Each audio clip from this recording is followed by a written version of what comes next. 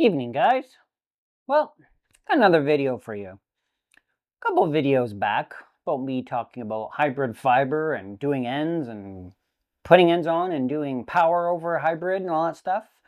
Someone commented on my video and said, what can we do if we don't have the tools and I want to do what you were explaining, where we could run fiber plus power or fiber plus Ethernet to one of our access points or another device like a switch or something like that. So with my ninja skills, I found ISP supplies. I started looking on their website and I was like, wow, these are some awesome options. So I thought, you know what? I'm going to try my luck today. I'm going to message them and say, hey guys, I got a GrandStream access point and a new GrandStream device. I'll put a picture right there. It's coming. It'll be here very soon. This piece of cable will work with it. But I thought, I'm going to message them and say, hey, do you think you could sponsor me 2 cables? And I'll give them some demos and some explanations of how they work for this product. So I asked them for the Cat 6 with fiber and a hybrid power with fiber cables. Both of them I think are 30 feet each. I'm going to try to put one of them outside or maybe both of them and see how that goes. But I'm going to explain to these 2 cables of what you can do. Now this access point can take a RJ45 to power it with PoE, and then it's got a 2.5 gig SFP port. But the whole point of these 2 pieces of cable is to link this to a switch and then maybe power the switch with this. So the specs of this cable is a Cat 6 shielded, and they make these cables so you could buy them at any length. It's shielded Cat 6 on both ends. We have single mode 2-strand fiber.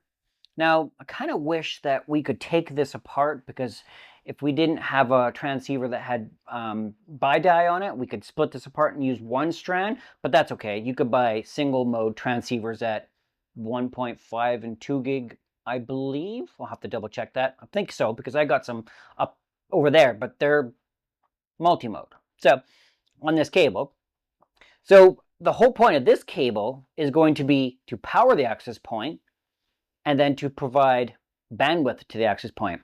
Now, before you guys go and say, well, why would I want to run Cat 6 and or fiber? Well, PoE to power this, and this for high bandwidth.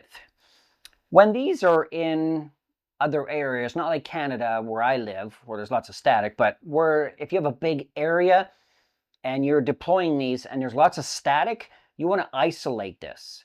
So you would use an injector to power the actual access point, and then fiber would go down to a switch, maybe on a pole or to another location, and isolate power from this. So if it got hit with static or lightning, you wouldn't wreck all the equipment that is connected to it. So fiber would be good for that. An injector for this. In my example, I'm going to hook up a DIN power switch with a fiber cable to it and connect it. Now the other cable that I have here is a 2-strand multi-mode piece of fiber. And again, this one's not as critical, in my opinion, to split apart, because multi-mode, I've never seen a bi-die multi-mode. Might be on there.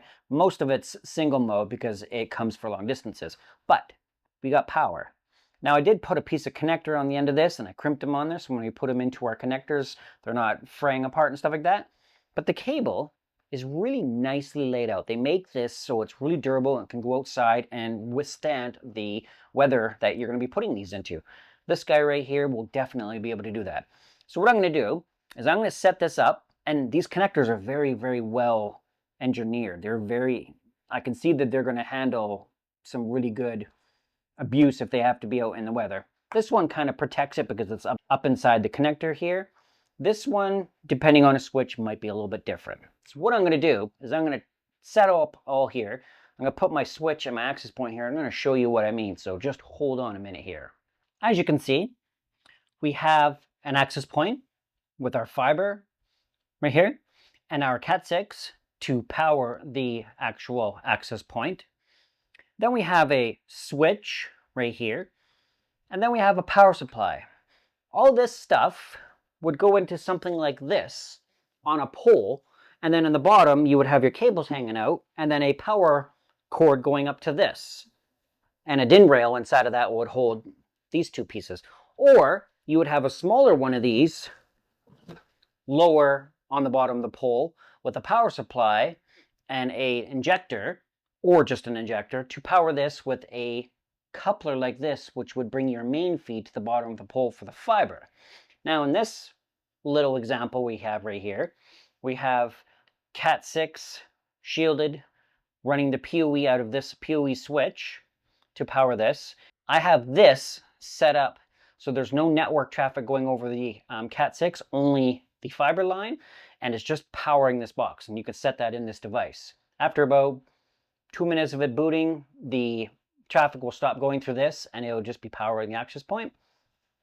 This is a small 4-port, but you can get larger ones, mini switch from Fast Cabling that they sent me a while back.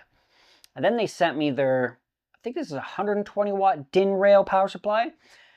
Get them all different flavors. There's lots of manufacturers out there. Depending on where you live, you can buy different brands and which ones you want. These ones work really well. They're affordable. So after this, this powers this. Now, we can get rid of this and eliminate this and only power the access point with the injector, and then this would couple to that, which would be an option, and that too would be perfect, because in the chain of line, you're only going to get this piece broken and the injector. So I'm going to thank these guys for sending this setup here. I do have, pointing right here, a switch coming for GrandStream, so we can eliminate this piece and only use one of these. I'll show you that. The downfall to that would be there's only one SFP port on the switch, and so we'll have to juggle the cables around. But that's going to be another video when the product comes, and I'll show you guys that. But I really like this idea of hybrid because of isolation, but you can get these in different lengths to do power and stuff like that for maybe an access point. Maybe it's not even an access point. Maybe it's a switch with two cameras on the pole that you want to run. Running one of these cables eliminates having powered the bottom of the pole and other issues and stuff like that. So there's lots of little ideas that we can use for this cable. So thank you very much for ISP Supplies for sending out this cable. I believe it's called LightSaber, and it's their in-house brand that they make. So custom links and all that kind of stuff. I'll put the links down below in the email for you guys to have a look at, and email them and say, hey, I want a cable this long, and I want a cable this short, and all that kind of stuff. They'll make it for you. So for now, stay tuned, like and subscribe, and the switch that's on its way will be in part 2. So see you guys later.